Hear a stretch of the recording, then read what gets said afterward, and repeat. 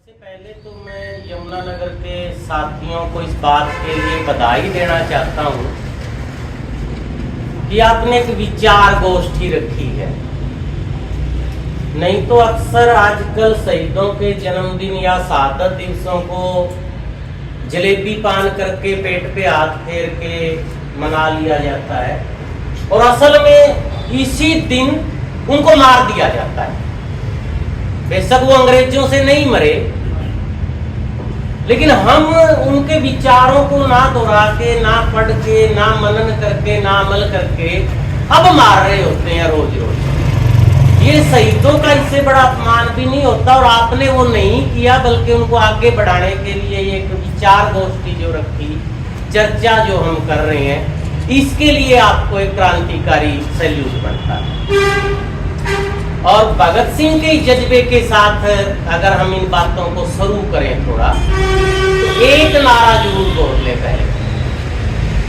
वो भगत सिंह का नारा यहाँ ज्यादातर साथियों ने बोला है, इनकलाब जिंदाबाद। वैसे वो हसरत मोहन्नी का नारा है, फेमस भगत सिंह ने किया है। उसको इस रूप में भगत सिंह लेके आए। साम्राज्यवाद मुर्दाबाद, हर पर्चे, हर बात, हर भाषण, हर अदालत के बयान में शामिल था समाजवाद जिंदाबाद। आज एक नारा इस तरह का कि हम बदलेंगे, हम ये जज्बे के साथ जब हम थोड़ा सा जब नारा लगाते हैं, करते हैं, अंदर के जो विचार होते हैं हमारे, तो हम करेंगे, बंद करेंगे, गुंडागर्दी बंद करेंगे। ये सार से शुरू करते हैं भगत सिंह जी। जब भगत सिंह का नाम आता है ना, एक क्रांति सी, एक झुंझलाहट सी, एक करंट सा शरीर में आता है। वो किन सेंसों से हमारे बीच में आया, क्या जानने का तरीका है? या तो भगत सिंह ने लिखा है, या कुछ अखबारों में छापा था, उन्होंने वहां लिख दिए, या उनके कोर्ट में कुछ बयान थे। एक उनकी जेल नोटबुक डायरी है, उससे हमें भगत सिंह के बारे में पता चलता है। एक सोर्स हमारे पास भगत सिंह के बारे में, उसके साथी जो बाद में जिंदा रहे, उन्होंने लिखा, वो हमें बता देते हैं। एक कुछ उनकी फांसी के बाद अगले दिन उनके भाई कुलदीप को जो जेल प्रशासन ने मटेरियल दिया, उसमें मिलता है। एक अभी पीछे 2006 में पाकिस्तान से उनका कुछ मटेरियल इधर आया, क्योंकि वो उधर जेल में थे, उससे उनके बारे में हमें कुछ जानने को मिलता है। कुछ अपील है जिसके बिना हम भगत सिंह को नहीं समझ पाएंगे। और भगत सिंह क्यों, इसके साथ आज सुखदेव और राजगुरु भी है, और आज एक और बहुत ही महत्वपूर्ण क्रांतिकारी कवि की शहादत भी है, अवतार पाश। 1988 में गोली मार के उनकी हत्या कर दी थी खालिस्तानी आतंकवादियों ने, पर सरकारों का भी उसी तरह का पूंजीवाद का भी हाथ था। वो भगत सिंह की इसी परंपरा में आके वारिस की तरह से थे। वो भी आज 23 मार्च 1988 का दिन था। ये बाकी लोग पीछे क्यों छूट जाते हैं, भगत सिंह आगे क्यों आ जाता है? पहले भी साथी बोल रहे थे, मैं भी बोल रहा हूँ, आज बहुत जगह होगा। मतलब शहादत दिवस का एक मतलब सा भगत सिंह के साथ क्यों जुड़ जाता है? बाकियों की भी जान थी, उन्होंने भी कोशिशें की हैं, वो भी फांसी पे ही लटके हैं। जो फर्क है ना, वो वैसा सा ही फर्क है जैसा बाकी यमुनानगर में और यहाँ बैठे साथियों में फर्क है। भगत सिंह तो ये सबके लिए भगत सिंह है, पर इनके लिए एक विचार है। तो भगत सिंह के लिए वो एक विचार था, एक काम था। बाकी साथी कुछ पीछे लगने वाले हो जाते हैं, खुद पहल कदमी नहीं कर पाते आगे बढ़ के। उसका एक गैप उस रूप में था, इसीलिए वो जो वैचारिक तत्व है वो उनको 2 कदम आगे ले आता है बाकियों से पीछे। उसी को जब हम देखते हैं, आगे बढ़ते हैं, तो उस समय भी और आज भी अपील के साथ कि आप 31 में, 28 में, 24 में, 1907 में 100 साल पीछे का टाइम ट्रेवल करोगे, देखोगे उस समय का, उस समय की सड़कें, उस समय के स्कूल, उस समय के बाजार, उस समय के कपड़े, उस समय के खाना पीना, उस समय का अंग्रेजों का राज, उस समय की ताना, वो थोड़ा दिमाग में लाएंगे तो शायद हम भगत सिंह को या उनके साथियों को या उनकी शहादत को ठीक समझ पाएंगे। आज के सीन में उनको फिट करेंगे फिर गड़बड़ हो जाएगी हमारे। आज के सीन में तो हमें फिट करने आज के मुद्दे, आज के हालात, उनसे शिक्षा लेके, उनकी समीक्षा करके, उस इतिहास को जान के। रूबरू नहीं हो सकता, ये होना भी नहीं चाहिए रूबरू। भगत सिंह का जैसे साथी पहले भी बता रहे थे, अब भी है और यहाँ पे लिखा भी है। ये कुछ साथियों ने बड़ी मेहनत करके लगाए हैं, हमें पढ़ने भी चाहिए, जो हम सबके साथ भी होता है। एक साथी 2 3 4 जो आ गया उसी संगठन में, जो आ गया उसी को चंदा, जो आ गया वहीं खड़ा फोटो खिंचवा रहा है वाली पोजीशन बढ़ जाती है। पर भगत सिंह तो कुछ और कहते हैं। अब या तो हम भगत सिंह के फॉलोवर नहीं है, या हम उनको मानने का दिखावा करते हैं, या फिर वो कहते हैं आपका जीवन तभी सफल हो सकता है जब आपका निश्चित लक्ष्य हो और आप उसके लिए पूरी तरह समर्पित हो। भाई फिर तो एक विचार के संगठन तो हो सकते हैं, अलग अलग विचारों के संगठनों में आप कैसे फिट बैठोगे? या तो हम भगत सिंह से न्याय नहीं कर रहे हैं, या हम 2 3 4 किश्तियों में फिर कुछ भी नहीं कर रहे हैं। फोटो खिंचवाना नाम के लिए, उधर भी हो जाए इधर भी हो जाए, इससे भी जान पहचान हो जाए, एडीसी की भी नजरों में आ जाए और कुछ काम भी निकल जाए। या तो हम वहां खड़े हैं, सबको मुंह दिखा दो, है मतलब चोर को भी कह दो लग जा और घर वाले को भी कह दो जग जा। उस पोजीशन में खड़े हैं हम, किधर के नहीं है। तो हमें एक विचार पे आना पड़ेगा, एक तो ये बात है। और दूसरा एक ये भी होता है बहुत बार कि ना परिवार के लोग विरोध करते हैं, कहते हैं कि आप सारा दिन लगे रहते हो। ऐसा इनके साथ भी नहीं हुआ और जो साथी काम करते हैं उनके साथ भी नहीं है। परिवार की समस्याएं तो सुलझती, हमारा आलस्य तो उसमें आड़े आ सकता है, वो तो घर पे भी आ सकता है। नहीं तो जर्नैल जी को तो आज भी पता नहीं कितने घर बुलाते हैं कि हमारे घर की समस्या सुलझ जाए। तो घर वाले बुलाना नहीं देंगे कि आप गलत लगे हो। अगर आप ईमानदारी से लगे हो और सुस्ती से नहीं कि सुस्ती कर ली, आज एक काम करे शहीदी दिन जाए, आज और कोई काम नहीं करूंगा मैं, फिर तो घर वाले सच्चे ही हैं, लड़ेंगे ही लड़ेंगे, लड़ना ही चाहिए फिर तो। लेकिन नहीं तो ये पोजीशन इस तरह नहीं आती है। वो हमारे एक्टिवनेस पे एक तरह से चीजों को देखना होता है।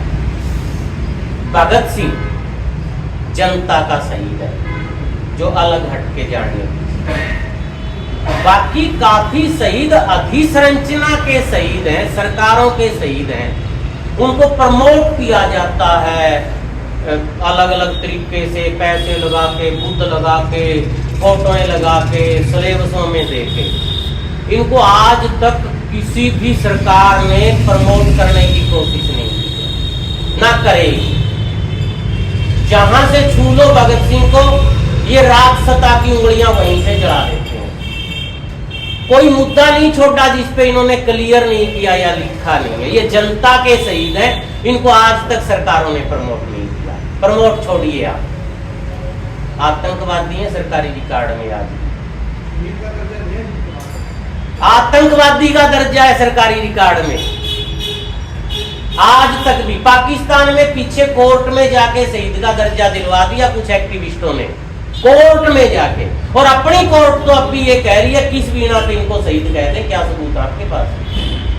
अब ढूंढो सबूत। कोर्ट का नेचर समझाता है सरकार का। जान देने का सबूत क्या है कि इनको शहीद कह दे? वो सबूत मांग रहे हैं। आज 2025 की बात कर रहे हैं, कब शहीद हो गए? 94 साल हो गए, 95वां शहादत दिवस मना रहे हैं और आज तक शहीद नहीं है आतंकवादी। तो जब आपको भी यहाँ कोई ये कहे, किसान आंदोलन में भी कहा आतंकवादी खालिस्तानी, तो भाई आप भगत सिंह की लाइन में खड़े हो, उनको भी कहा गया है, कहा कि आज भी लिखा है। तो आपकी लाइन सही है।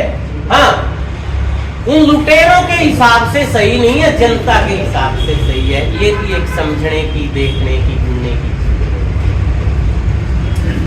छोटा नहीं है भगत सिंह ने। भगत सिंह को अगर पूरा पढ़ ले, एक ऐसा विचार जिसको पता था आजादी के बाद स्टेप वाइज क्या करना था, एक कंप्लीट क्रांति का नक्शा जिनके दिमाग में था। वो एक भगत सिंह की जो तस्वीर है, जो अक्सर हम धोखा खा जाते हैं, इनको जो फांसी हुई ना, वो असेंबली में बम विस्फोट के कारण नहीं हुई है, वो सैंडर्स की हत्या के केस में हुई। उसमें इनको फांसी नहीं हुई थी, उसमें कारावास था, लेकिन फांसी की सजा जो है वो सैंडर्स हत्याकांड के मामले में। एक और दूसरी चीज पे जिस पे हमें विचार करना है चाहिए, भगत सिंह को आप किसी चौक चुराए किसी किताब में कहीं पढ़ा हुआ देखोगे ना, तो एक पिस्तौल के साथ खड़ा मिलेगा। समझ रहे हैं? कौन खड़ा करता होगा, क्यों खड़ा करता होगा, ये पिस्तौल। जबकि भगत सिंह क्या कह रहे हैं, मैंने मेरी जिंदगी में एक गोली चलाई है और मैं शुरू में इस काम में विश्वास करता था, लेकिन मेरे को बहुत जल्दी समझ में आ गया था कि क्रांति की तलवार विचारों की शान पे चलती है। और उस एक गोली के कारण इनके हाथ में पिस्तौल पकड़ा दिया गया, ताकि वो जो आतंकवादी का तमगा दिया गया है उसको जस्टिफाई किया जा सके। जबकि यही भगत सिंह है, आप हैरान हो गए अगर 28 से 31 के साल पढ़ो आप फांसी तक, इतना ज्यादा शायद कोई पीएचडी होल्डर भी नहीं पढ़ता होगा। ये जब शादी की बात चली घर में, ये भाग के कानपुर चले गए और वहां आगरा भी रहे। ये जब ये इसके चंद्रशेखर के संपर्क में आए, इन्होंने स्कूल में भी पढ़ाया।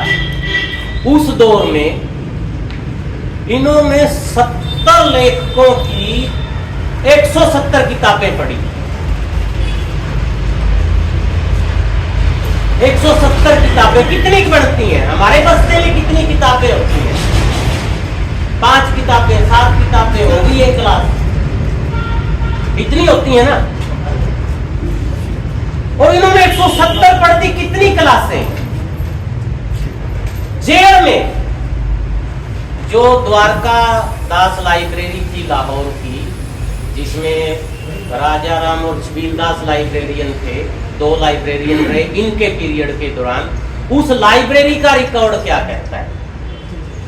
143 विदेशी किताबें, 169 भारतीय राइटरों की किताबें। इनको जोड़ के एक बार तय लगा के देखना ये कितनी बनेगी। भगत सिंह को भगत सिंह यहां से निकलता है, बढ़ता है। भगत सिंह जो हर समय अपनी जेब में 2 चीजें रखता था, एक किताब और एक करतार सिंह सराभा का फोटो, जो इनसे पहली पीढ़ी के क्रांतिकारी थे, जिन्होंने समता और समानता के विचार को अपने देश में लाने का सबसे बड़ा काम किया था। उससे पहले के आंदोलनों की दिशा एक अलग थी। ये समता, समानता, बराबरी, महिलाएं, दलित, गरीब, अमीर का भेद मिटाना, ये बात करतार सिंह सराभा गदर आंदोलन के साथ देश में आई। और उस गदर आंदोलन के अग्रणियों में थे करतार सिंह सराभा। इनसे भी छोटी उम्र में 19 साल के फांसी तोड़ दिए गए थे। और जब उनके लिए ये कहा गया था ना करतार सिंह सराभा के बारे में, जब जिस दिन उन्होंने वो एक्ट किए उस दिन वो माइनर थे, 18 साल से छोटे थे। तो ये तो माइनर है, तो इनके लिए सजा पे पुनर्विचार किया जाए, कुछ दोबारा इनकी फांसी की सजा को उम्र कैद में कुछ ऐसा।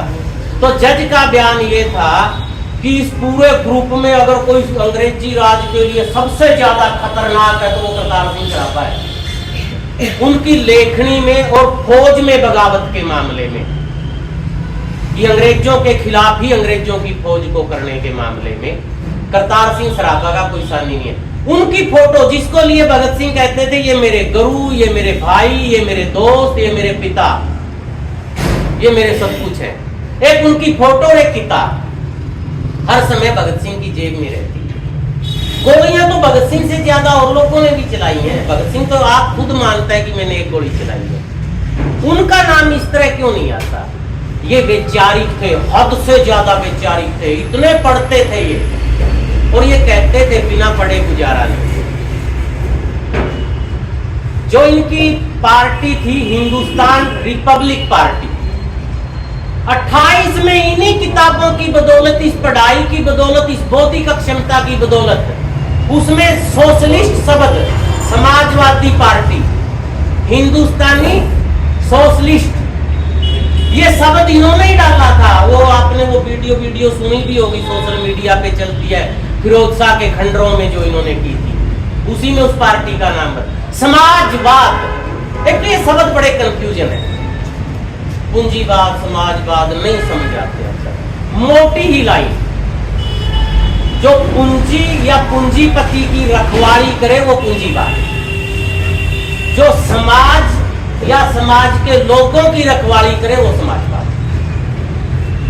मोटे तौर की एक परिभाषा ये है, जो लोगों के भले की बात करे वो समाजवाद, उसी की बात पे ये वो साम्राज्यवाद, वो पूंजीपतियों की रखवाली है जो हो रही है। अडानी अंबानी, वो कल एक जज के यहाँ एक कमरा भरा पैसों का मिला, वो साम्राज्यवाद की जो बात है, उसके मुर्दाबाद की जो बात है वो भगत सिंह कर रहे हैं। लेकिन हमारे यहाँ ना समाजवाद या कम्युनिज्म शब्द को इतना बदनाम कर दिया है कि हमें पाप सा लगने लगता है।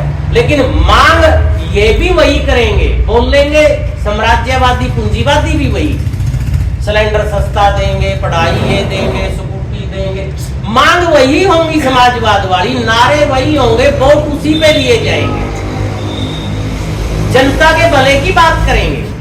पर असली में कितनी बात करेंगे जनता के भले की, जब वो बढ़ जाते हैं फिर वो साम्राज्यवाद की पूंजीवाद की बात करेंगे। ये सबको पता है कि समाज के भले का रास्ता समाजवाद है, ये सबको ही पता है, लेकिन उसके बावजूद गीत पूंजीवाद का ही बनाएंगे, गाएंगे। तो उन चीजों को लेते हुए जब हम आगे एक एक करके बढ़ते हैं, उस समय भी 3 विचार थे कांग्रेस की। आप वापिस आ जाइए 2030 में, 1900, अंग्रेजों का राज है, किसी को बोलने की इजाजत नहीं है। भगत सिंह और तो ऐसे मीटिंग भी नहीं कर सकते थे, ठीक है। उन्होंने तो ये रास्ता ही क्यों लिया था असेंबली में बम फोड़ने का, कि उनको देखते ही शूट आउट करने के आदेश है, देखते ही गोली मार दो। हम जाके अपनी बात बताएं तो बताएं किसको, कैसे बताएं, बैन है हर तरह का। तो उन्होंने कहा कि हम चाहते क्या है क्रांतिकारी, इस बात के लिए हम सरकारी संस्थाओं का, सरकारी अखबारों का यूज करते हैं। चलो कैसे करें, क्या हम एक नकली का बम कोर्ट में फोड़ेंगे जिससे कोई अतात नहीं करना हमने, हम पर्चे फेंकेंगे अपने विचार के कि हम क्या चाहते हैं, भागेंगे नहीं, गिरफ्तारी देंगे, फिर कोर्ट में हमारी पेशियां होंगी, जज हमसे क्या पूछेगा, बाढ़ में जाए जज, हम क्या बताना चाहते हैं हम वो बताएंगे, उस पेज पे वो अखबारों में छपेगा। हमें नहीं कहना कि हमने गलती नहीं की, हमें नहीं कहना कि हमें छोड़ दो, हमने इनकलाब का मतलब समझाना है, हमने क्रांति का मतलब समझाना है, हमने साम्राज्यवाद मुर्दाबाद क्यों कहते हैं ये मतलब समझाना है, हमने समाजवादी, इसका यूज करने के लिए चलो हम जान की बाजी लगाते हैं। मरना तो हमें है ही, हमें यूं भी देखते ही शूट आउट के आदेश है। वो रास्ता लेने के लिए ये रास्ता चुना गया था, और इस रास्ते में भी पेच है। मतलब हम क्या है कि जो शहीदों को या महापुरुषों को जब जन्मदिन, शहादत दिवस मनाते हैं ना, भगवान का दर्जा देते हैं और हमसे इतना दूर कर देते हैं उनको कि ये तो भगवान है, हम थोड़ा ही बढ़ सकते हैं, ये तो सर्वो सर्वा है, हम नानक थोड़ा ही बढ़ सकते हैं, हम कबीर थोड़ा ही बढ़ सकते हैं, वो तो वो थे बस थे, और हम अपने आप को उनसे दूर हटा लेते हैं। भगत सिंह खुद लिख के गए हैं, वो जो कुछ साथी भी होंगे, होते ही हैं समाज में, एक काम से काम नहीं चला, कुछ साइड बिजनेस अपना लिए, घर के खर्चे मीट आउट करने हैं, या शादी में एंजॉय करना है, गाड़ी लेनी है, अब भी होंगे, और उसमें जिंदगी भी खत्म कर देते हैं। भगत सिंह भी कह रहे हैं कि मैं भी एक संवेदनशील और महत्वाकांक्षी आदमी हूं, मेरी भी सब तरह की इच्छाएं हैं, मैं भी प्यार करता हूं, लेकिन जब देश के लिए इसको कुर्बान करने की बात आएगी तो मैं वो कुर्बान कर दूंगा, और वही सच्चा बलिदान है। अब आखिरी लाइन भी साथ ही जुड़ी है, करो घर परिवार शादी विवाह, जो करना है करो, लेकिन जब समाज के लिए आपकी जरूरत है तब त्याग भी करो बिल्कुल। अब अगर भगत सिंह को मानते हैं तो करें, नहीं मानते हैं तो एक अलग किस्सा हो जाएगा, दिखावा करते हैं तो एक अलग कहानी हो जाएगी। इसी योजना को बना के कि हम असेंबली में ऐसे बम फोड़ेंगे और ये कुछ करेंगे, ये बहुत कुछ पढ़ के भगत सिंह ये विचार लेके आता है। अब मीटिंग होती है और सुखदेव गया हुआ है कहीं बाहर किसी काम से, एक्शन बोलते थे अपने कामों को, एक्शन पे जाना है, और बंकुटेश्वर दत्त लड़ पड़े उस मीटिंग में, क्या इतने दिन से पार्टी में भर्ती हैं, मेरे को किसी एक्शन में लेके नहीं जाते हो, डर जाएगा, काम नहीं होगा ठीक से, ये नहीं होगा वो, मैं किस लिए बैठा हूं यहाँ, इस एक्शन में मैं पक्का जाऊंगा। वो कैलिबर की बात होगी, मौके की बात होगी, पता नहीं क्यों छोड़ जाते होंगे, लेकिन उनकी ये डिबेट हुई और बंकुटेश्वर दत्त ने धक्के से लटकाड़ दिया, इस एक्शन में मैं जाऊंगा, मैं भी कुछ करना चाहता हूं, मेरे को यूं ही डरा बना के डाल। दूसरी बात आती है कि भगत सिंह को जाना चाहिए इसमें, लेकिन भगत सिंह एक इंजन है, उसके बौद्धिक क्षमता है, पढ़ते हैं, सबकी आस उस पे है कि कल क्या करना है, कैसे करना है, लीडर है। नहीं, भगत सिंह के जाने के बाद दिक्कतें आएंगी, हमें कैसे करेंगे, शर्त रखते हैं, ठीक है भगत सिंह चला जाए लेकिन हम जेल तोड़ के तेरे को छुड़वा के लाएंगे। वो कहते नहीं, हमारा ये मकसद ही नहीं है, हमारा लक्ष्य ही नहीं है, हमने तो गिरफ्तारी देनी है और फांसी लटकना है, उसके बीच के दौर को यूज करना है ना, फिर आपको नहीं जाने देंगे। तो काफी डिबेट के बाद फैसला ये हो जाता है कि शिव वर्मा और बंकुटेश्वर दत्त जाएंगे। अब कुछ दिन बाद सुखदेव आ जाते हैं, और जब सुखदेव को पता लगता है कि भगत सिंह नहीं जा रहा है तो वो पकड़ लेते हैं उसको। अब किस्सा देखिए, वो इंसान है हमारे आपके जैसे, युवा है। अब भगत सिंह एक लड़की से प्यार करता है, वो लड़की भी करती है, अब इससे छुपे हैं। वो कहता है तू कायर है, तू डरपोक है, तू उस लड़की के चक्कर में भाग रहा है, तुमने अपना नाम क्यों नहीं दिया मीटिंग में जाने के लिए, ये प्लान किसका था? उन परिस्थितियों को कैश करने जानता कोई और कर सकता है क्या उस तरह से जैसे आप कर सकते हो? वो भाषण, वो बयान वहां कोई दे सकता है, कोई और उस तरह से ललकार सकता है क्या जैसे आप ललकार सकते हो? शिव वर्मा या बंकुटेश्वर दत्त की वो बौद्धिक क्षमताएं हैं क्या? तो फिर आपने अपना नाम क्यों नहीं दिया? और तब भगत सिंह कहते भी हैं, हाँ मैं प्यार करता हूं। और वो ये एग्जाम्पल भी देते हैं कि जब जब क्रांतिकारी उदास हुए हैं, उनके साथ लोग नहीं लगे हैं, वो विफल हुए हैं, तब तब उनकी प्रेमिकाओं ने ही उनको उबारा है। वो ये किस्सा भी बताते हैं, वो मेजनी का किस्सा भी देते हैं, मार्क्स का किस्सा भी देते हैं। मेजनी फ्रांस का क्रांतिकारी था, उनकी प्रेमिकाओं ने ही बुरे दौर में उनको दोबारा लड़ने के लिए तैयार किया। और ये कोई बुरी बात नहीं है प्यार करना, वो ये भी कहते हैं, लेकिन जब देश को जरूरत होगी तो हम इन प्यारों को कुर्बान भी करेंगे। दोबारा मीटिंग होती है, दोबारा शिव वर्मा की जगह भगत सिंह आता है।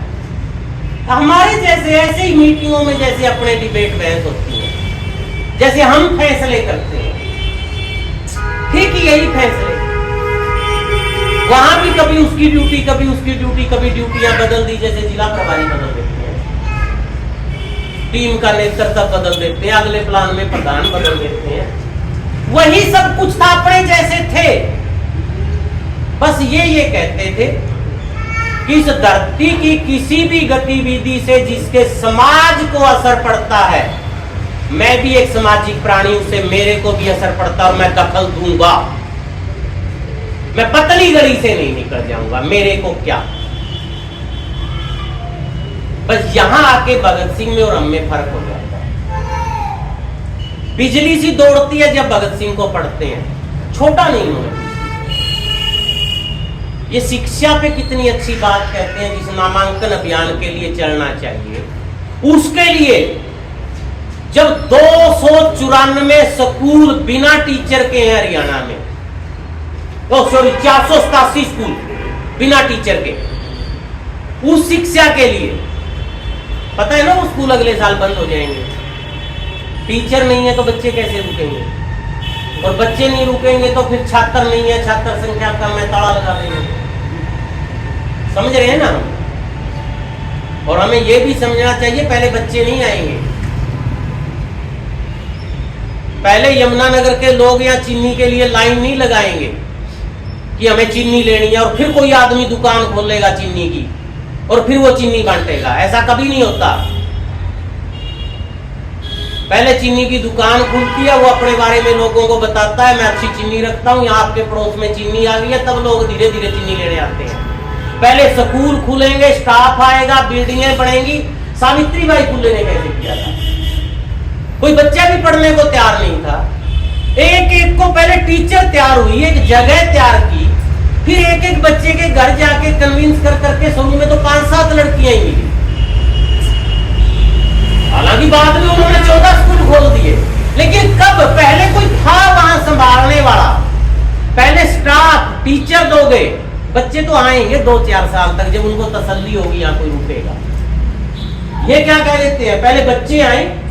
ऐसा होता है यहाँ की कैंसर वालों की लाइन लगी है और फिर कैंसर का अस्पताल खुलता है, ऐसा हो सकता है? तो भगत सिंह इसके बारे में क्या कहते हैं? जो पाठ्यक्रम हमारी केंद्र की सरकार तय कर रही है ना, वो कहते हैं एक गोरैया का बच्चा, एक चिड़िया का बच्चा, एक बिल्ली का बच्चा, उनके लिए उनके माँ बाप खाने का प्रबंध करते हैं। वो बचपन है उनका और ये उनका फर्ज है। अपने यहाँ 6ठी क्लास में कौशल के सब्जेक्ट लगा दिए, जबकि बाल अपराध कानून है, 14 साल से छोटे बच्चे पे नहीं होना चाहिए शिक्षा में। भगत सिंह लिख रहे हैं ये गोरैया, चिड़िया और बिल्ली वाला एग्जाम्पल मैं नहीं कह रहा हूं। मेरी तो गलती इतनी सी है कि मैंने वो पढ़ लिया, ये गलती आपको भी करनी चाहिए। यहां कुछ और सेंटर्स है, वो कह रहे हैं विद्यार्थियों का मुख्य काम पढ़ना है, वो पढ़ें। दोबारा जहन में उतारने के लिए, विद्यार्थियों का मुख्य काम पढ़ना है, वो पढ़ें, परंतु जिस शिक्षा में मेरे देश के हालात और उसके सुधार की बात नहीं है, उस शिक्षा को हम निकम्मी समझते हैं। और पहले हमारी यहां बात हो रही थी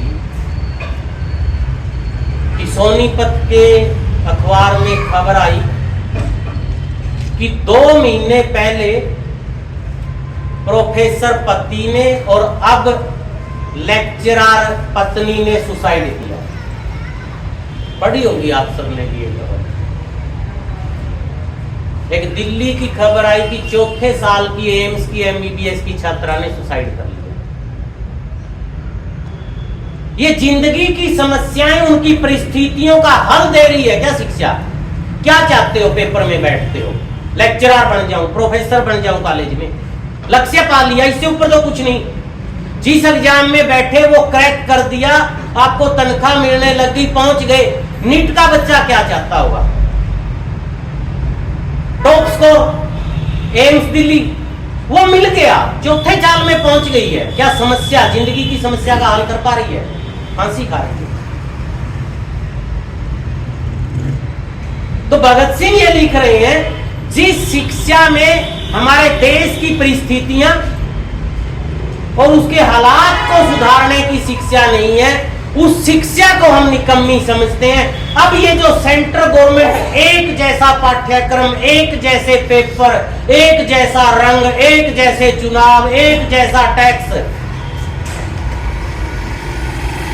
और मैं तो ये बात कर रहा था, वो अमेरिका का एग्जाम्पल भी सुबह हमारे सामने चर्चा में था। उन्होंने उसको विकेंद्रित किया, स्टेटों को दे दिया, और खबर क्या कह रही है? अमेरिका ने शिक्षा महकमा बंद कर दिया। अरे वो अच्छा काम है, पहले भी अमेरिका में सबको शिक्षा फ्री थी, आज भी फ्री है। अब वो विकेंद्रित, राज्य सूची में डालना है। हमारी ये मांग है, शिक्षा को राज्य सूची में डाला जाए।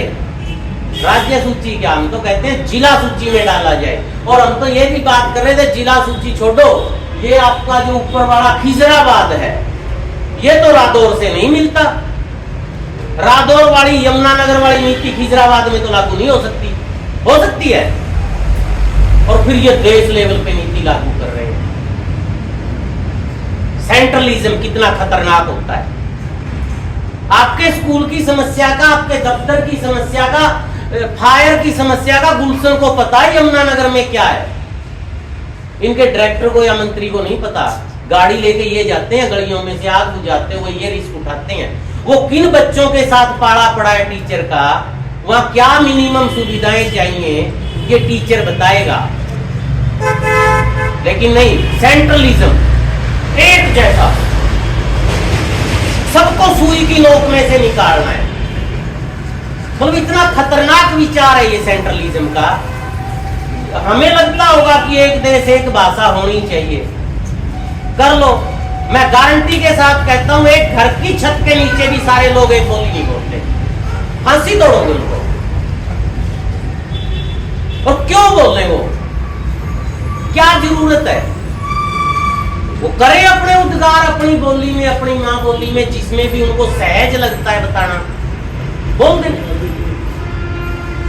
मतलब संभव नहीं है वो चीजें। 63 से ऊपर बोलियां हैं अपने देश में, 22 राष्ट्रीय भाषाएं हैं। लेकिन टीचरों के दिमाग में भी ये डाल दिया कि हिंदी राष्ट्रीय भाषा है, हिंदी राजकीय भाषा है, राष्ट्रीय भाषा है। राष्ट्रीय भाषाएं 22 है, उनमें एक है, आपके नोट पे लिखी है सर। लेकिन हमारे दिमागों में पूछ दिया ताकि दक्षिण को तोड़ सके, ताकि पूर्व की अनदेखी कर सके। अरे वो भी स्टेट है, वहां भी लोग रहते हैं, वो उनकी भी भावनाएं हैं। इतना विविधताओं का देश है हमारा, इतनी विविधताएं तो शायद धरती पे किसी देश में ना हो। दुनिया का सबसे ऊंचा पहाड़ भी और सबसे बड़ा समुद्र भी हमें लगता है, रेगिस्तान भी हमें लगता है। आधे में कभी बर्फ नहीं पिघलती, आधे में कभी लू नहीं बंद होती। आप एक जैसा कैसे करोगे? और क्यों करोगे आप? अब क्यों मछली को मतलब पैदल की दौड़ में शामिल करना चाहते हो? मछली मछली है, तैरती रहेगी। और आप हाथी को क्यों तैराकी की दौड़ में शामिल करना चाहते हो? वो बोझ उठाने का है, बोझ उठाता रहेगा। मतलब एक जैसा क्यों पूरा सिस्टम को जो लाने की बात है? युवाओं के लिए कहते हैं, क्या कहते हैं? जो हमारा काम है, जो हम यहाँ बैठते हैं, हम युवाओं को ये नहीं कह रहे कि वो बम पिस्तौल उठा ले। बम पिस्तौल से क्रांति नहीं आनी है।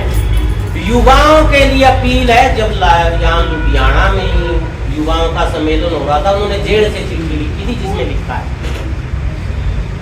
हम युवाओं को ये जिम्मेदारी देना चाहते हैं कि वो इस जन जागृति को, इस शिक्षा को, इस समाजवाद की बात को, इस समता समानता की बात को एक एक गली, एक एक घर, एक एक कुच्चे तक लेके जाए।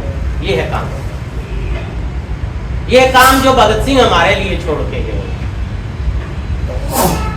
एक एक घर तक ये जागृति अभियान, एक एक झुग्गी झोपड़ी में जाने की बात कह रहे हैं, वो पर्चे लेके, बात लेके। विचारों, क्रांति की तलवार,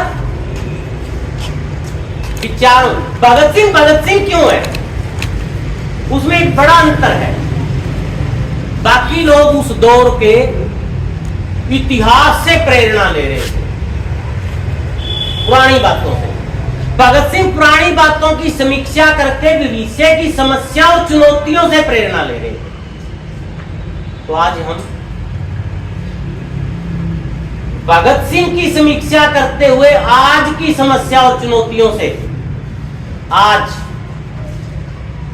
चाहे मजदूर का सवाल है, किसान का सवाल है, दुकानदार का सवाल है, बेरोजगार का सवाल है, या नौकरी लगों का सवाल है, या सरकारीकरण का सवाल है। रिजर्वेशन पे बड़ी बात चलती है ना कि रिजर्वेशन में लो मेरिट वाले आ जाते हैं और गलत ऑपरेशन कर देंगे, या वो उतनी बौद्धिक क्षमता नहीं होती। ये बहुत गलत सवाल डाल दिया जाता है। ऐसा नहीं होता, बल्कि रिजर्वेशन तो अब 100% पैसे की हो गई है। आपको पता है कि नीट में 150 नंबर वाले को भी एडमिशन मिलता है और 650 वाले को नहीं मिला पिछली बार। यहां कहां गई फिर वो बात? अब कोई नहीं कह रहा है। 150 वाले को नंबर मिलता है 2.5 करोड़ में। 150 नंबर वाले को एडमिशन मिलता है 2.5 करोड़ में प्राइवेट में। वो पैसे वाला है। ये नीति पता है कहां से निकली? सोच सकते हो आप? एक डॉक्टर, उसने कितना बड़ा हॉस्पिटल सेट कर लिया, मशीनें लगा दी, स्टाफ है, साम्राज्य है उसका। किसी अस्पताल को दिमाग में कर दो और वो डॉक्टर बूढ़ा होगा, क्या करेगा इन सबका? इसका एक वारिस चाहिए,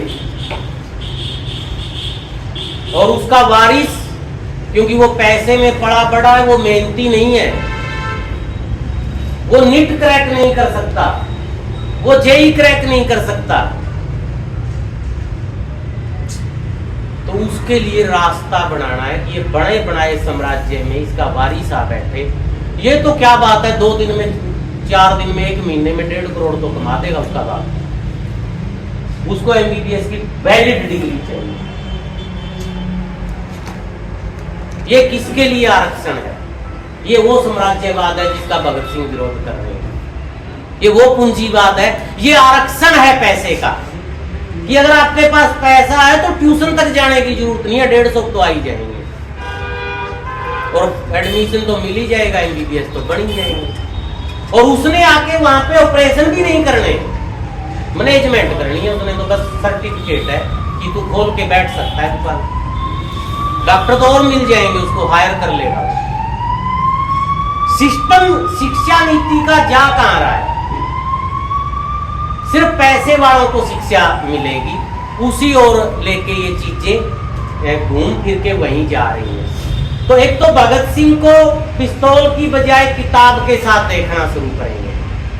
3 चीजें हैं जो भगत सिंह को बाकियों से अलग कर देती हैं, जो हमें बाकियों से अलग कर सकती हैं, जो हमें संगठनों में काफी आगे तक के विचार लेके जा सकती हैं, जो पहल कदमी करवा सकती हैं, जो ये नारा अंदर से निकलवा सकती हैं, जो हम अभी कर रहे थे, हम करेंगे, बंद करेंगे गुंडागर्दी, बंद करेंगे। अध्ययन, मनन, अमल, ये 3 शब्द भगत सिंह को भगत सिंह बनाते हैं। इतना ज्यादा पढ़ते थे, उस पे सोचते थे, मेरे हालात में, मेरे देश में ऐसा कैसे, मेरे चारों तरफ ये क्यों, कैसे, क्यों नहीं हो पा रहा है, और फिर उसको करने के लिए अमल करते थे। ये नहीं कोई और कर लेगा, अमल करते थे वो उस पे।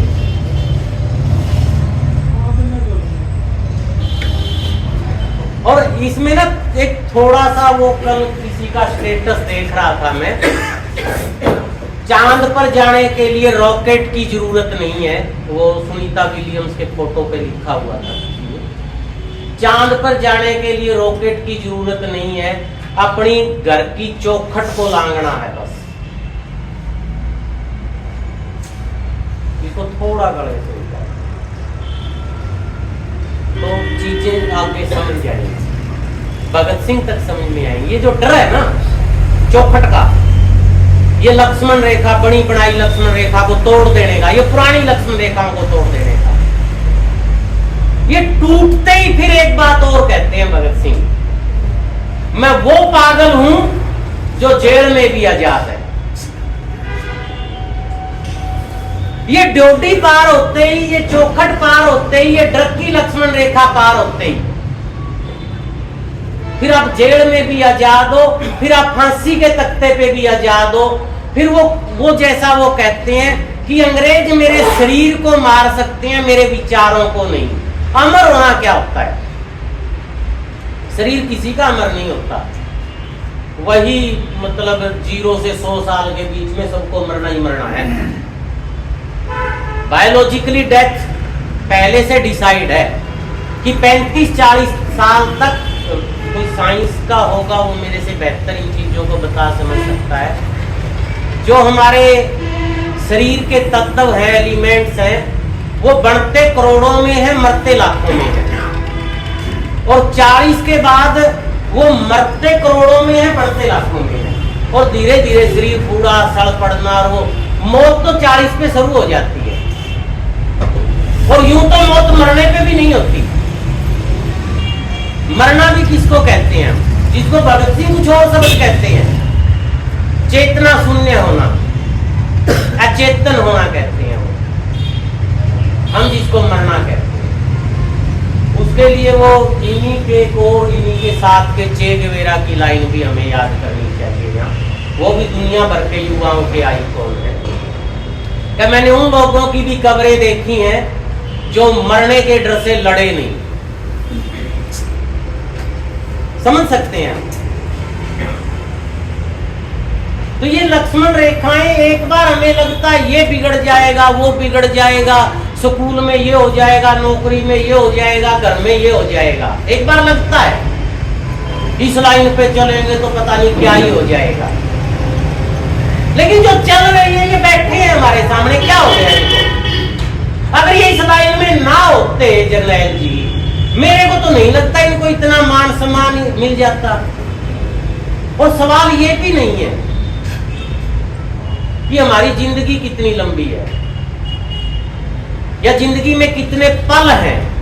सवाल तो ये भी है ना कि उस एक पल में जिंदगी कितनी है।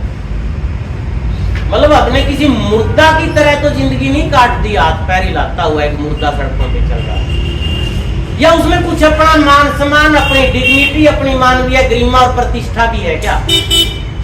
कहीं अपना भी कुछ है या डर ही डर है, ये वो कर देगा, वो कर देगा, मैं कहां हूं? तो वो मैं को ढूंढने की बात भी भगत सिंह से हमें मिल सकती है, बड़े आराम से मिल सकती है। ये आत्महत्या और सादत में फर्क समझाते हैं।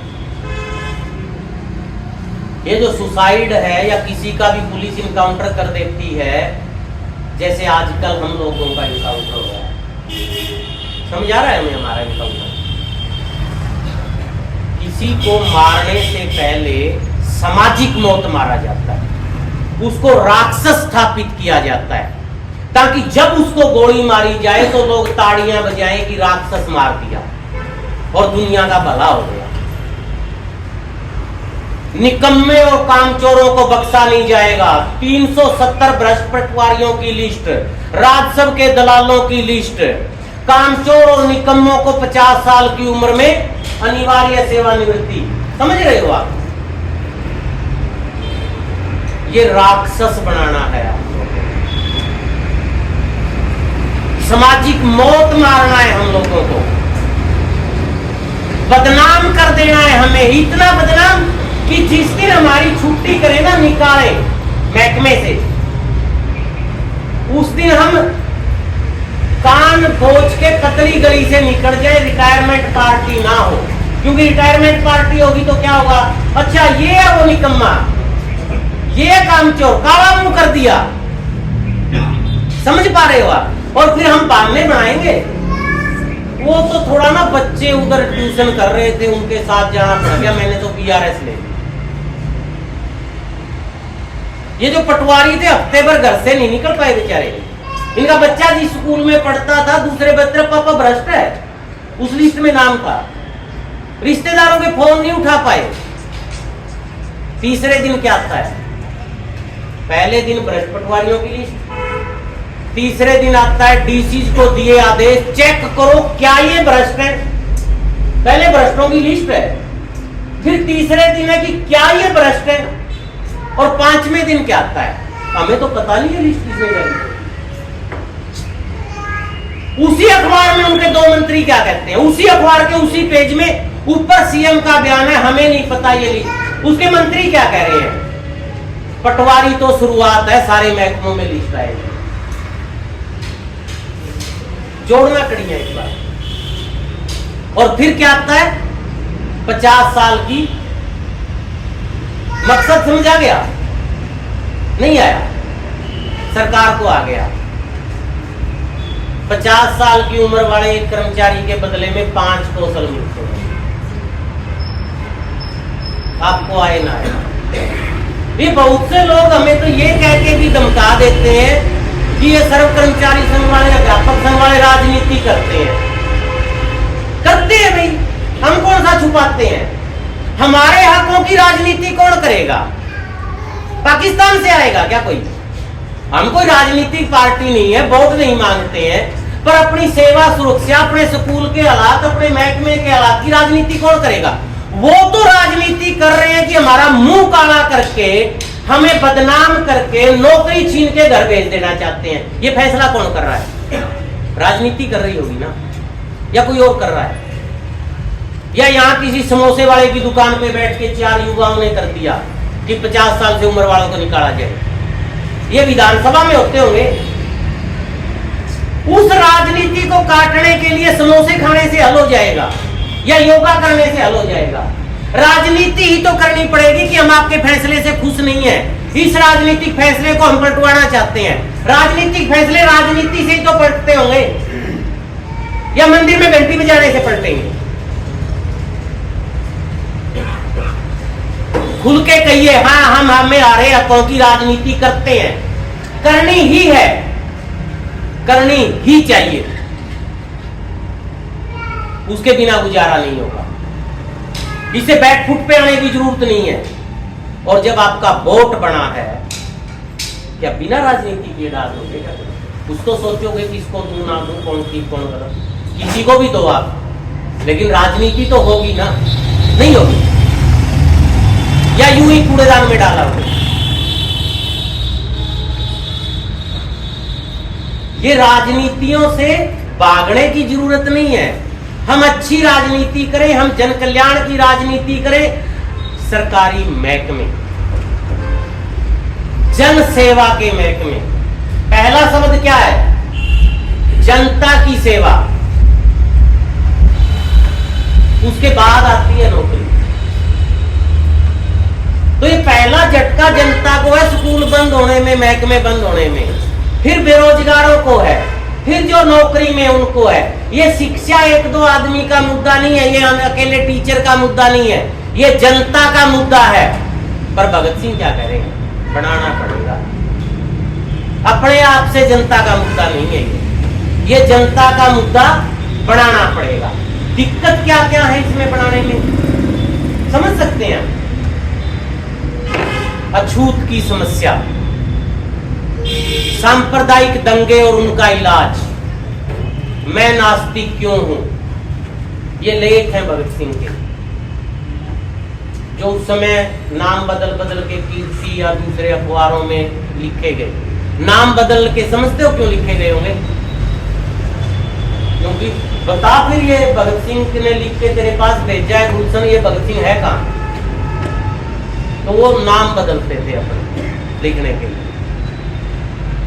नाम बदल के उन्होंने ये लिखे, जो अछूत की समस्या में जाति का जहर है, उसको लेके मैं वो पूरा नहीं कहूंगा, पढ़ सकते उसको, वो बहुत जगह उपलब्ध है आजकल तो, कि हमें कुत्ते को अपने कंधे पे उठा के रसोई में जा सकते हैं। एक कुत्ते को कंधे पे उठा के रसोई में ले जा सकते हैं, पर एक तथाकथित नीची जात के साथ हम खाना नहीं खा सकते, बात नहीं कर सकते, बराबरी का दर्द। कुत्ते को सिर पे बिठा सकते हैं, रसोई में भी जा सकता है। ये भगत सिंह कह रहे हैं, मैं नहीं कह रहा हूं। ये समस्या है हमारे समाज में इस व्यापक एकता को लेकर। सांप्रदायिक दंगे और उनका इलाज, भगत सिंह क्या रास्ता देते हैं? सांप्रदायिकता से बचने का एक ही रास्ता दे रहे हैं। वो पढ़ लेना उस लेख को, मैं पूरी डिटेल में इशारे ही कर सकता हूं यहाँ पे। एक उसमें वो बहुत बड़ा फलक है भगत सिंह का, वर्ग चेतना का निर्माण करना पड़ेगा। अब तो एक धर्म के होने का मतलब हो गया दूसरे धर्म का दुश्मन होना। भगत सिंह लिखते हैं वर्ग चेतना। अब ये वर्ग चेतना क्या है, समस्या यहाँ है। कैसे बढ़ाए जाएं इस समाज के वर्ग, महिला पुरुष, जातियों के हिसाब से, धर्म के हिसाब से कैसे बनाए जाएं ये वर्ग। भगत सिंह क्या कह रहे हैं? भगत सिंह कह रहे हैं ये बनेंगे सिर्फ अमीर और गरीब के हिसाब से। सारे गरीब एक टीम में, एक वर्ग में, और लूट के खाने वाले जो काम नहीं करते, ये कमाने वालों का लूटने की योजनाएं बनाते हैं। जो आपके घर बकरी और भैंस के दिए दूध पे भी जीएसटी लगा देते हैं, दही पे भी, तेल, सरसों का तेल, आपके खेत में सरसों हो गई, आप उसका तेल निकलवा के घर यूज नहीं कर सकते। आपको वो सारी बाजार में बेचनी है, पैकेट बंद होते आएगी, जीएसटी दी जाएगी, वो तेल आप सिर में लगा सकते हैं। ये नियम है। अगर आप ऐसे, अभी धीरे धीरे चूड़ियां कसी जाएंगी कि वो तेल आपके घर छापे पड़ के पकड़ा जाएगा। कितना तेल बिना मार्का का, बिना लाइसेंस का मिला। अपने भैंस के थन से निकले दूध की घूट नहीं पी सकोगे आप, दही नहीं खा सकोगे, जब तो वो पैकेट में बंद होके जीएसटी लग के और एक ठप्पा लग के नहीं आ जाएगी। नीति बढ़ चुके हैं, ये कानून बढ़ने नहीं है। लाइसेंस लेने पड़ेंगे। और लाइसेंस का मतलब समझते हो? देखो, सुनने में बात अच्छी है कि लाइसेंस शुदा दुकानें हो, सरकार को पता हो, सरकार को टैक्स देता हो। यहां बैठे लोग तो तनख्वाह दे रहे हैं, उसके बाद आप तो उन 6% में हो जो ऑर्गेनाइज सेक्टर में है। काम करने वाले लुटेरों को छोड़ के, काम करने वाले ऊपर के 6% लोगों में है। हम तो 94% काम करके खाने वाले हमसे नीचे हैं। आपके यहाँ पे एक रजिस्टर्ड होटल होगा, कोई आप जानते होंगे, कोई पिज्जा हट होगा, आप, मैं नहीं जानता यमुनानगर के बारे में। शीशे लगे होंगे, दुकानें होंगी, सारा कुछ।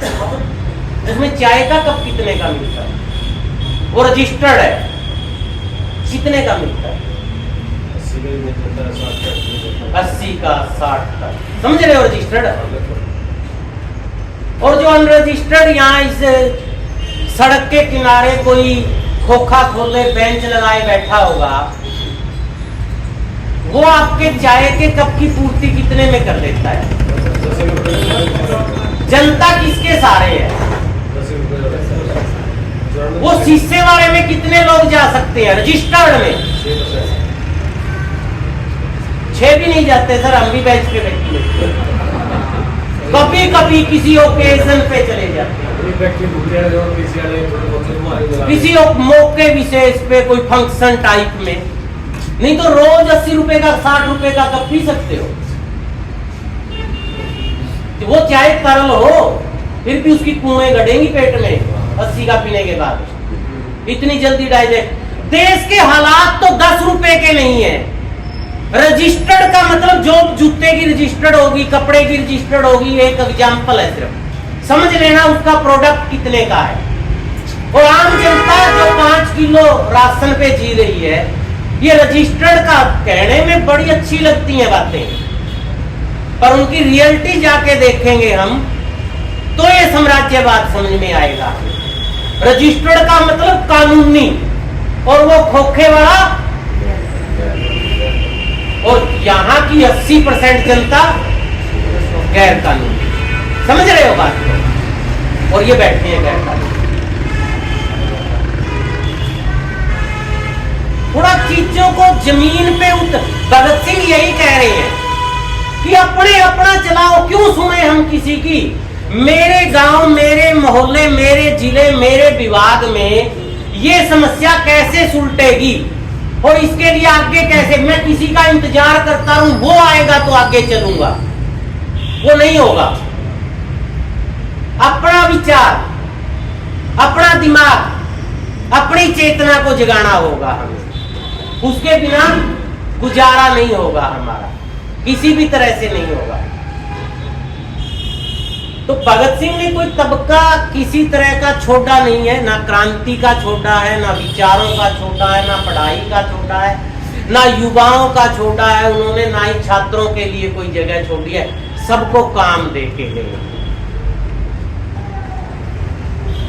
और जिंदगी में कितनी जिंदगी है ये वो आखिरी पल भी बता रहे हैं। आखिरी पल वो चलो जी आपको फांसी लगनी है, अब इससे आखिरी पल कोई होता होगा? वो कह रहे 1 मिनट रुक जा, एक क्रांतिकारी दूसरे क्रांतिकारी से मिल रहा है, वो लेनिन को पढ़ रहे हैं, पढ़िए लेनिन को। वो फलक नजर आएंगे जिंदगी के जो छुपा लिए गए हैं, वो मत देखिए जो दिखाया जा रहा है। अपनी नजरों में लेजर लगाइए कि छुपाया क्या जा रहा है वो देख पाओगा। वो मत सुनिए उस गंदे जज की बात, हमें कोर्ट के विरोध तक भी जाना पड़ेगा, जो कहता है कि एक महिला के प्राइवेट पार्ट्स को पकड़ना या उसका नाड़ा तोड़ना या उसको घसीट के पुल के नीचे लेके जाना दुष्कर्म या दुष्कर्म की कोशिश नहीं है। कितना शर्मिंदा है ये, कितना जलीलपना है ये। वो मत सुनिए, वो किससे क्यों बुलवाया जा रहा है, उसके पीछे नीतियां क्या है, ये साम्राज्यवाद मुर्दाबाद कैसे है उसके पीछे। वो अकेला जज नहीं है जिसके यहां कमरा भरा पैसों का मिला है दिल्ली में, उसके पीछे बहुत कुछ है, उसमें एमएलओ का हाथ है, ठेकेदारों का भी हाथ है। वो पैसे वहां तो सिर्फ की एक जज के घर कोई छापेमार कार्रवाई नहीं होती, कभी कोई शक नहीं होता, कोई बिना परमिशन के आ नहीं सकता, इसलिए काले धन को छुपाने का एक अड्डा सफेद है वो। ये चीजें, ये दिमाग चलाना पड़ेगा, दिखाया जा रहा है उससे आगे देखना सीखना पड़ेगा भगत सिंह की तरह। वो बता रहे हैं आगे क्या होगा, और एक बार भगत सिंह को शिद्दत से पढ़ लीजिए, आप बता सकते हो कल क्या होगा, बड़े आसानी से बता सकते हो आप। अगर इसी तरह चलते रहे और हमने ये मुहिमें अपने हाथ में नहीं ली तो बलात्कार एक शौर्य का काम हो जाएगा कि आदमी ने बड़ी मेहनत की, इतने हाथ पैर मारने छटपटाने के बाद भी छोटा नहीं, इनाम दिया जाना चाहिए। ये हो जाएगा आपके देखते देखते। ये गिलानी का, शर्म का या गैर कानूनी कृत्य नहीं रहेगा। जो मनुस्मृति की ओर देश बढ़ रहा है उस मनुस्मृति को भी पढ़िए, ना मेरी कहीं मानिए ना किसी की, उसको पढ़ लीजिए। ये सही कह रहे थे साथी, भगत सिंह को आज इनका क्रेडिट हर कोई लेना चाहता है, इनके विचार कोई नहीं लेना चाहता।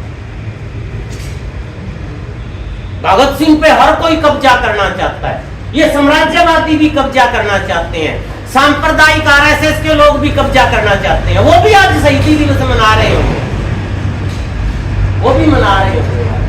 मैंने एक पत्रिका में पढ़ा, पंचजन्य की शायद, वो कई साल हो गए, वो कहते भगत सिंह ने मैं नास्तिक क्यों हूं इसलिए नहीं कहा कि वो भगवान को नहीं मानते थे, उन्होंने तो इसलिए कहा कि वो इतने दुखी थे कि अंग्रेजों के राज में इतने जुल्म हो रहे हैं कि अगर कोई भगवान है तो आके हल क्यों नहीं कर रहा है, इसलिए दुखी होकर उनके मुंह से निकल रहा है। जबकि भगत सिंह इस पे पूरा किताब लिख रहे हैं, मैं नास्तिक क्यों हूं, एक एक चीज को तार तार कर रहे हैं, एक एक 3 हिस्सों में बांटते हैं वो इस धर्म को। पढ़िए, बिना पढ़े गुजारा नहीं होगा। यहां सत्संग की तरह मुंडियां हिला देने से आधे घंटे बाद सब साफ है। बम्बार्डिंग हो रही होगी आपके घर टेलीविजन से, अखबार से, फोन से, सामाजिक रीति रिवाजों से, और 1 घंटे में बिल्कुल अच्छे वाला डिटर्जेंट लगा के ये सारी बातें भूल जाएंगे। पढ़िए, वो साफ रहेगा। वो कहते हैं धर्म में कुछ चीजें हैं, झूठ नहीं बोलना, नफरत नहीं करना, सबसे प्यार करना, दूसरों की सहायता करना, ये अच्छा तत्व है, इससे कोई दिक्कत नहीं है, ये होना चाहिए। अगर ये धर्म है तो मुझे मंजूर है। जहां भगत सिंह लिख रहे हैं कि मैं नास्तिक क्यों हूं, उसमें वो कह रहे हैं धर्म के इस तत्व से मेरे को कोई दिक्कत नहीं है, मेरे को मंजूर है। उसका दूसरा तत्व वो कहते हैं कि हम कैसे पैदा हुए, मर के कहां जाएंगे, पुनर्जन्म, धरती कैसे बनी, ये भगवान कैसे बना, इसकी अपनी अपनी व्याख्याएं दीजिए, डिबेट्स कीजिए, मेरे को कोई उससे दिक्कत नहीं है, मैं वहां तक सहमत हूं। मानते रहे बाइबल वाले बाइबल की तरह, सिख सिखों की तरह, हिंदू हिंदुओं की तरह, मुस्लिम मुस्लिमों की तरह करते रहे, इस पे डिबेट पहुंच जाए, सुनते भी रहे, सुनाते भी रहे, इससे भी कोई दिक्कत नहीं है। जो इसका तीसरा फलक है ना, इसके रीति रिवाज, कि आपको अपने राज्य को यूं मानना है, यूं मानना है, यूं मानना है, यूं मानना है, लंबे लेट के मानना है कि दंडवत होके मानना है, ये खतरनाक है। ये रिवाज खतरनाक है। मानने दो जिसको जैसे मानता है, इसको मत आप एक पैमाने में लेके आइए कि सब ऐसा करेंगे, सब पीला पहनेंगे, सब काला पहनेंगे, सब नीला पहनेंगे, सब तिलक लगाएंगे, सब तिलक नहीं लगाएंगे, सब बाल ऐसे काटेंगे, वैसे रखेंगे। ये जो रस्म रिवाज है, जो रीति रिवाज है, ये सारे धर्म के बेकार हैं। ये जो सिंबल्स हैं, इनकी कोई जरूरत नहीं है। और अगर ये धर्म है तो मैं नास्तिक हूं। भगत सिंह कह रहे हैं, ये मैं नहीं कह रहा। उनकी मैं नास्तिक हूं क्यों पढ़ लीजिए। हमसे तो ये छुपाई गई है कि भगत सिंह नास्तिक थे, क्योंकि नास्तिक के लिए तो प्रायवाची क्या है हिंदी में, पापी।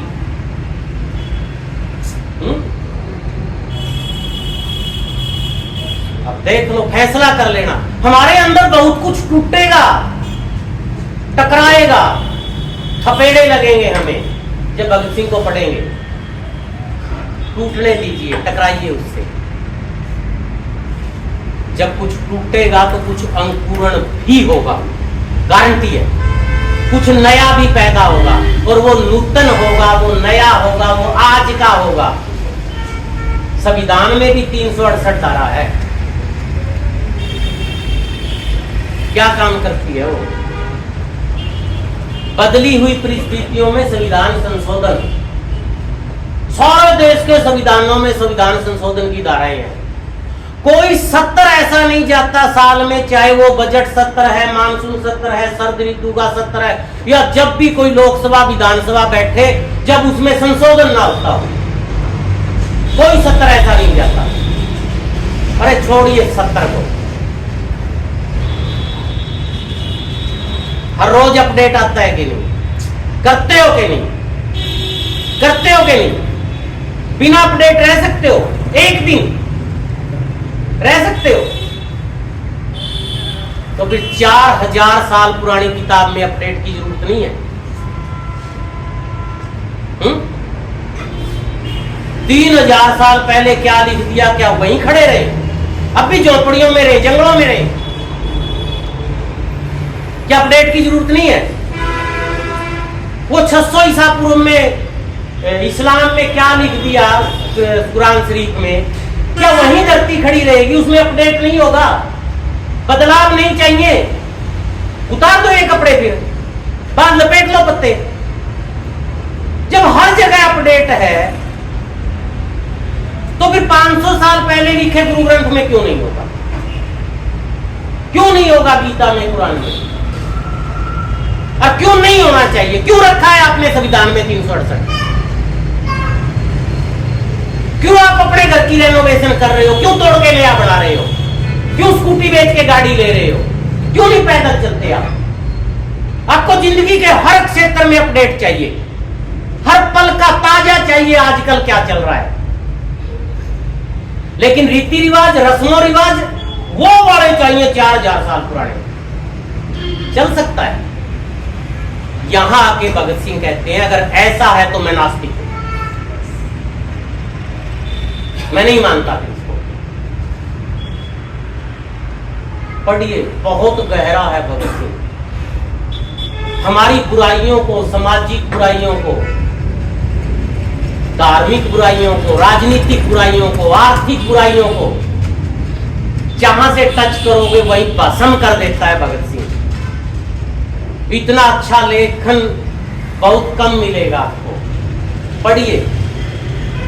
अब तो बहुत कुछ उपलब्ध है। पहले तो हमारे कोर्ट के या अंग्रेजों के डॉक्यूमेंट्स बाहर नहीं मिलते थे। अब तो वो जेल नोटबुक और वो नोट किया है उन्होंने 145 पेजों पे पढ़ के मेरे को कोर्ट में क्या बयान देना है, अखबार में क्या लिखना है, यहाँ से ये उठाया वो उठाया। यूं ही नहीं भगत सिंह बना। ये मत सोचिए मेरे को इतनी बातें याद नहीं रहेंगी, मैं किसी मोहल्ले में जाके भगत सिंह का क्या बताऊंगा। मैं लिख के लाया हूं, पढ़ता आया हूं, नहीं याद रहती। क्यों याद रखें हम, पढ़ के बता दें, क्या दिक्कत है उसमें। बात ही तो करनी है। मतलब ये इस तरह से क्यों हो जाए कि मैं अच्छा वक्ता नहीं हूं और ये वक्ता नहीं। बट आप कोई उनकी एक किताब एक पेज का उठा लीजिए, युवाओं के नाम से एक पेज की उठा लीजिए, सुखदेव को आखिरी 5 आदमियों में पढ़ लीजिए, उसको अक्सर टू अक्सर पढ़ दीजिए, हो गया। भगत सिंह को आपने जिंदा कर दिया, भगत सिंह के विचार को अमर कर दिया। आज भी याद कर रहे हो, विचार ही अमर होते हैं। और ये 23 तारीख के साथ क्यों बंद के रह जाए? कल कर लेना, परसों कर लेना, ढूंढ लो किताब, पढ़ लो, कभी भी पढ़ लो। मतलब ऐसी नौबत क्या है कि ये कल के बाद नहीं पढ़ी जाएगी या संभव नहीं होगी इस तरह से। चाहते क्या है भगत सिंह? अपना मांग पत्र याद कर लो।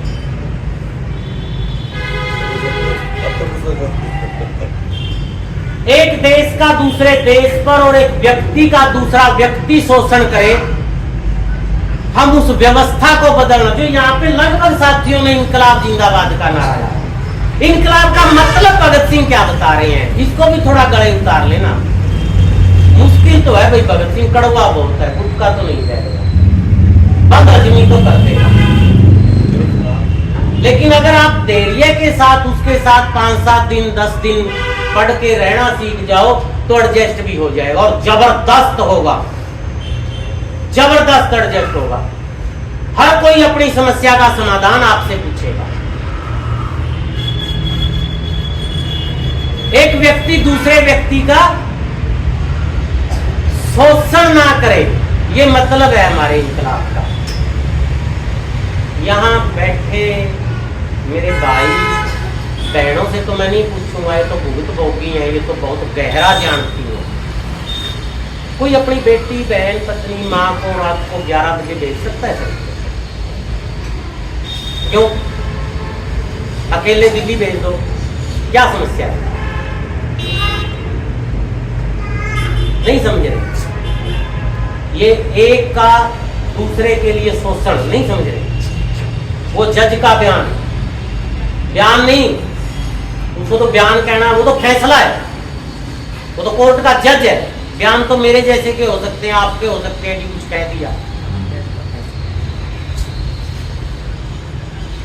ये जो डर, ये जो शोषण है, शोषण।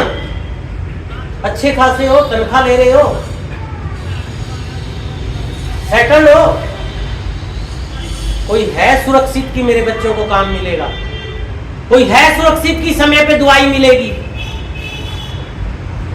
आपका शोषण नहीं है ना कि बच्चों की पढ़ाई तो हो ही जाए, बेफिक्र हो। नहीं हो तो फिर ये है इनकलाब का मतलब।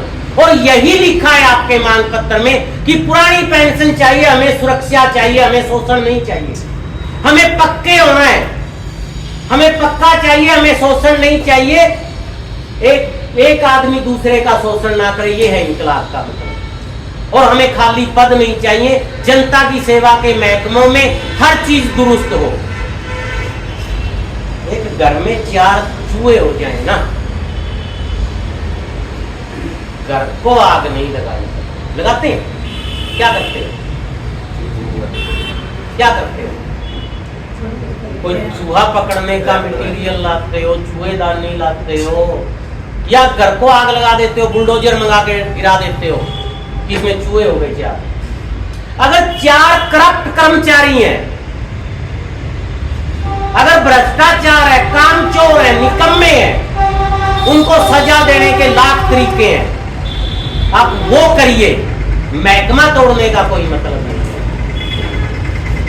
विभाग खत्म करने का कोई, ये शोषण है और ये शोषण के खिलाफ है हमारा इनकलाब। इनकलाब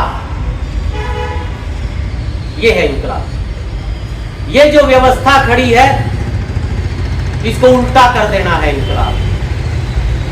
ये हमें मंजूर नहीं है, ये कह रहे हैं भगत सिंह, कर गए। आज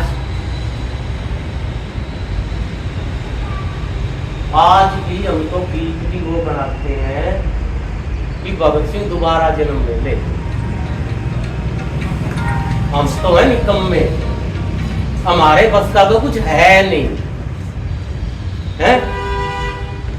मतलब मैंने सुना है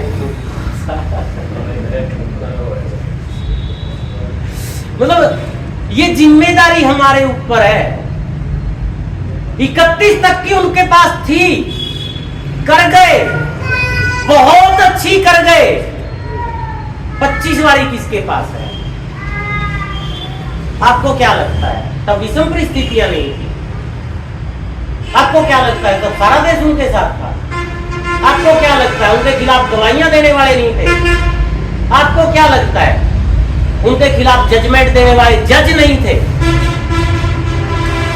उनकी मुखबिरी करके पकड़वाने वाले गद्दार नहीं थे? क्या तब आरएसएस नहीं था? क्या लगता है? ठीक है, समर्थक भी थे। आगा खां जैसे जज थे जिन्होंने फांसी की सजा देने से इनकार कर दिया, रिजाइन दे दिया कि मैं नहीं लिखूंगा, इनकी कोई गलती नहीं है। सजा का तरीका देखिए, भगत सिंह जैसा कोई नहीं समझा सकता। पढ़िए उनको, वो उनको जज कहता है जो सरकार आजकल हमें कह रही है ये काम नहीं हुआ, वो काम नहीं हुआ, हमें नहीं पता, जैसे मर्जी ये टारगेट पूरा करना है। आते होंगे ना रोज ये 3 बार ये आदेश, रात को 9 बजे भी आ जाता होगा, जैसे मर्जी करो, 12 बजे तक पूरा होना चाहिए। जज साहब बोले भगत सिंह को, जब उन्होंने कहा कि आपने सैंडर्स को क्यों मारा, तो भगत सिंह ने उसका पूरा कारण बता दिया क्यों मारा। उनके पास कोई उत्तर नहीं था, तो बोले क्या फर्क पड़ता है आपने क्यों मारा, आखिरी में एक आदमी मर गया, सैंडर्स मर गया, एक कत्ल हो गया, आपको कत्ल की सजा तो मिलेगी, आदमी तो मर ही गया। हम चुप हो जाते हैं जब सरकार ऐसा कहती है। बच्चे तो दाखिल नहीं हुए, रिजल्ट तो नहीं आया, ये काम तो नहीं हुआ, हमें तो काम चाहिए, जैसे मर्जी करो। मैंने एक बार इसका मेरा स्पष्टीकरण निकाल दिया, मैंने उसमें लिख दिया, मैं ये जैसे मर्जी करो मेरे को किसी कानून की किताब, संविधान या सर्विस रूल में नहीं मिला। इसका मतलब क्या होता है मेरे को समझाया जाए, कानून तोड़ के करना है क्या?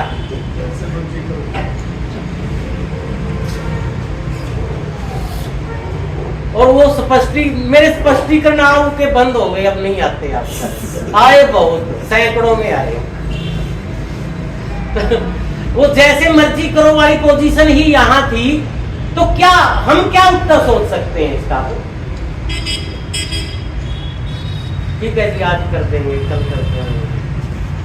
आप स्कूल में, कर्मचारियों में, परिवार में एक दूसरे से लड़ पड़ेंगे, तू नहीं करता, तू नहीं करता, वो कम करता है, ये ज्यादा करता है। भगत सिंह क्या उत्तर दे रहे हैं?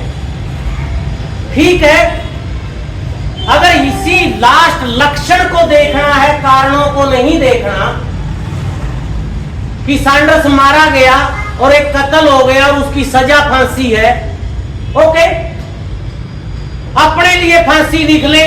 पता नहीं आपने कितने लोगों को इस कोर्ट में फांसी सुनाई है, अल्टीमेटली तो वो मर ही गए। लक्षण तो उनका भी मौत ही था, कारणों पे तो आप कह रहे हो जाना नहीं। आप अपने सारे सेनापतियों को, जनरलों को, फौज को मौत का हुक्म सुना दीजिए, क्योंकि दुश्मन के सिपाहियों को मारते तो वो भी हैं, अल्टीमेटली मरता तो आदमी। कारण तो आपने देखने नहीं। वहां तो आप अपने सिपाहियों को मेडल देते हो, प्रमोशन देते हो, समारोह करते हो कत्ल करने पे, मारने पे, और हम वाजिब कारण गिना रहे हैं तो क्या कारण नहीं है। अब हम महकमे में क्या उत्तर देते हैं? पढ़िए भगत सिंह, नई चीज मिलेगी आपको, जो हमसे छुपा लिया गया वो मिलेगा। हमें लक्षण दिखाए जाते हैं। ये मजदूर है, 400 रुपए दिहाड़ी लेता है, शाम को 200 की दारू पी जाता है, इसको पता नहीं है बच्चे पढ़ाने हैं। ये लक्षण है, कारणों पे जाइए। ये महिलाओं से छेड़खानी है, इस तरह से हो रही है, ये लक्षण है, कारणों पे जाइए। इतिहास है इन चीजों के, कारण है इन चीजों के। ये बच्चा पढ़ नहीं रहा है, कमजोर है, निकम्मा है, ध्यान नहीं देता है, ये लक्षण है, कारणों पे जाइए, आपको मिलेंगे कारण। बहुत वाजिब और अच्छे कारण मिलेंगे आपको। ये युवा नशे में पड़ गए, यहां आपके भी ठीक ठाक बोलबाला है, नीतियां हैं उसके फैलाने की, प्रचार है उसके, कारण है उसके, सरकारों के हाथ हैं। यूं ही स्मगलिंग नहीं होती, यूं ही घर घर चिट्टा नहीं पहुंच जाता, यूं ही स्कूल बंद होके ठेके नहीं खुल जाते। लक्ष्य है किसी के, वो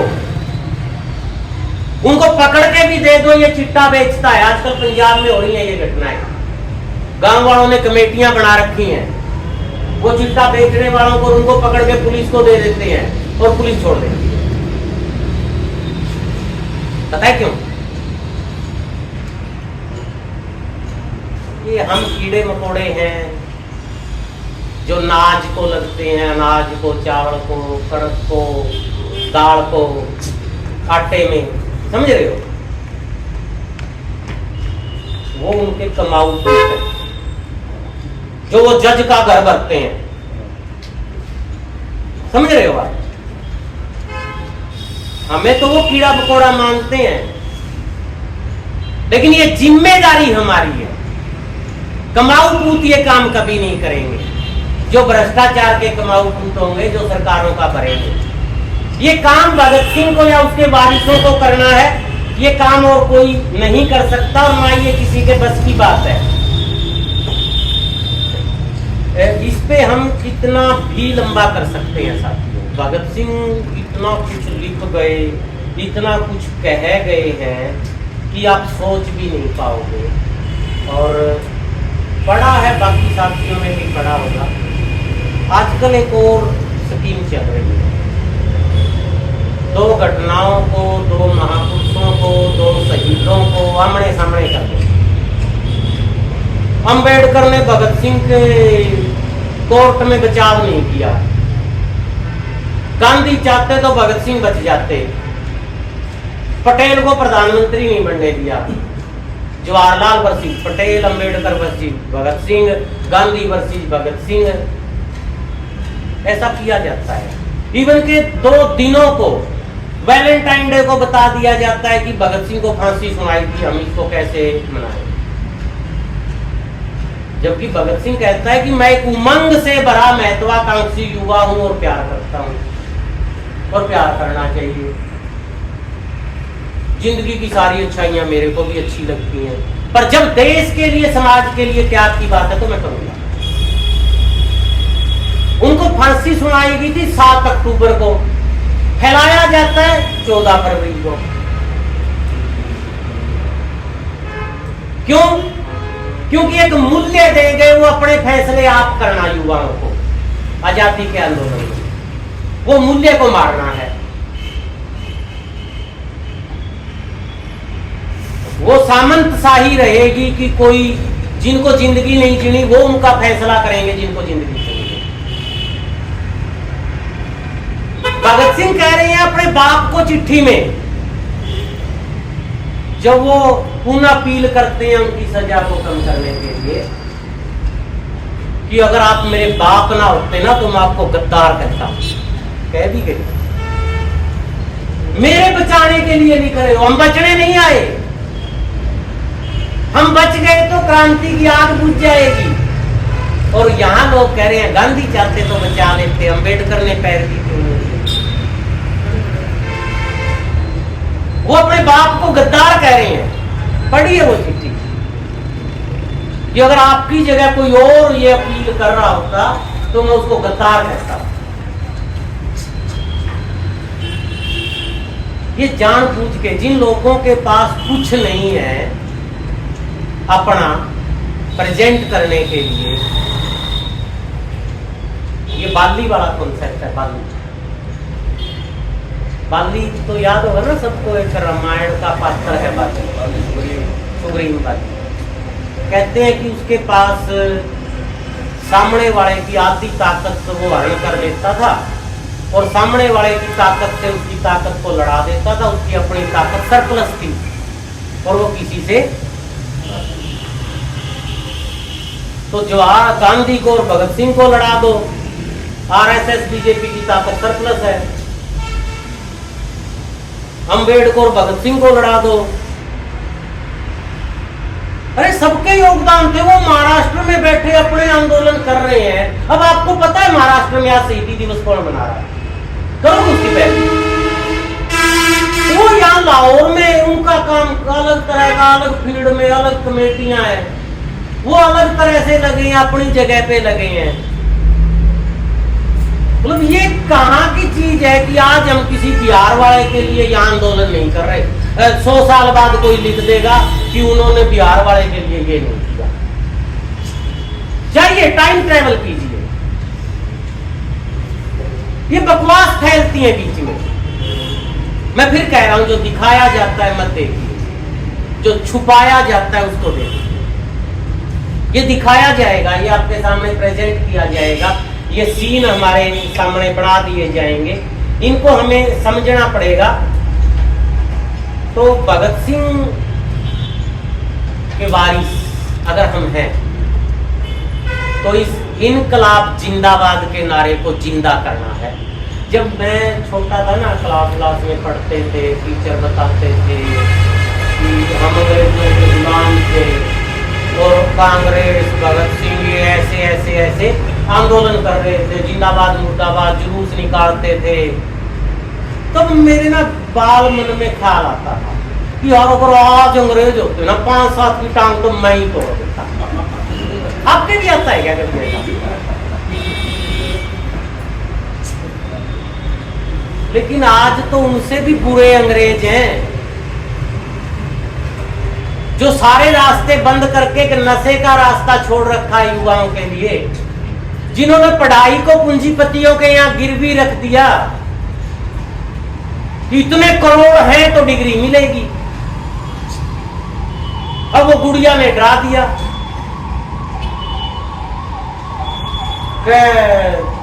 पापा मैं ना MBA करूंगी। कर ले भैया, MBA कर ले, तो पेपर दे दूं। अच्छी बात है, तू कुछ कर रही है, कर ले। क्या मैं IIM में करूंगी? और भी अच्छी बात है, IIM तो सुना है बड़े अच्छे इंस्टीट्यूट है, इनकी तो वर्ल्ड लेवल पे पहचान है और पूछ है, वाक्य में है, वाक्य में है, तो कर ले, क्या दिक्कत है? वो तो कह के चली गई, मेरी सर्च शुरू हो गई, ये IIM में जाने की कह रही है, कहाँ IIM में, कहाँ रहेगी, कैसे?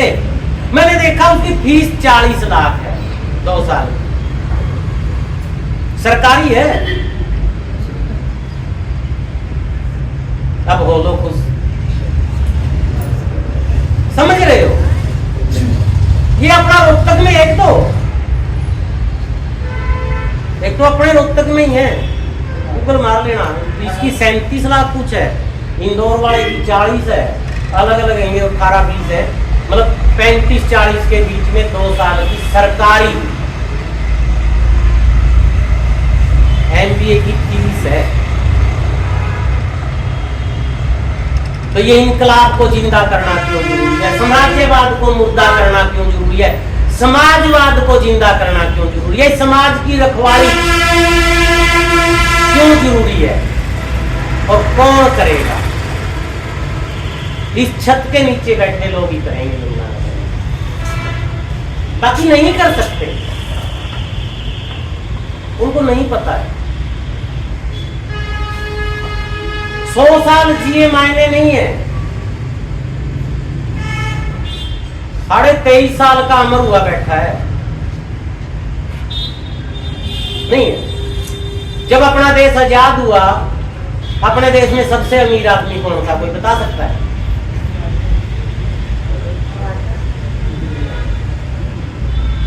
गलत है सारे उत्तर। जगमोहन डालमिया, नहीं याद ना, पर वो तो सबसे अमीर था। ये क्यों याद है? जिंदगी किसको कहे, किसकी कमाई ज्यादा है, कौन अमीर है? नहीं समझ आ रहा। क्या बात करते हो जब किसी के यहाँ मरकत पे जाते हैं? क्या बात करते हो, क्या चर्चा होती है? उसके जिंदगी में बिताए गए पलों की, ऐसे करता था, ऐसे करता था, ऐसे करता था, ये रोज करता था, ऐसे नहीं करता था, ये आदतें थी, ये आदतें। निचोड़ है वो जिंदगी का। क्या बातें होंगी जब हमारी दरी बिछेगी।